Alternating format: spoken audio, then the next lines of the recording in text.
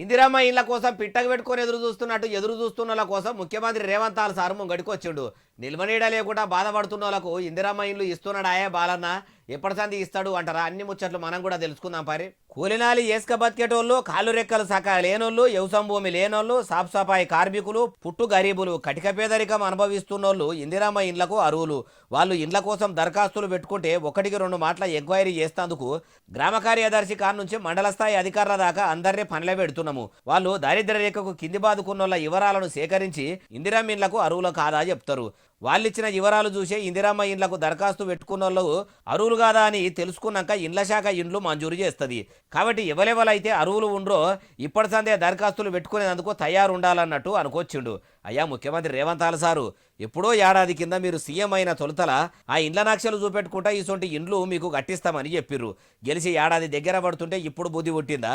అయినా గెలిచిన 100 రోజుల్లోనే 6 గ్యారెంటీలల్లా భాగంగా ఉన్న ఈ పథకాన్ని కూడా అమలు చేస్తామంటిరి. ఇప్పుడు ముంగడేసుకుంటుంది. ఇప్పటికైనా అమలవుతుందా? తతిమ పథకాలనే ఇది కూడా ఆలస్యం అవుతుందా? జర దీన్నన్నా ఆలస్యం కాకుండా బిరానా అమలు చేయండి సార్ అంటుర్రు ఇప్పటికీ నిల్వనీడలేక కిరాయి కొంపల్లా ఉండలేక గోసలు పడుతున్నోళ్ళు.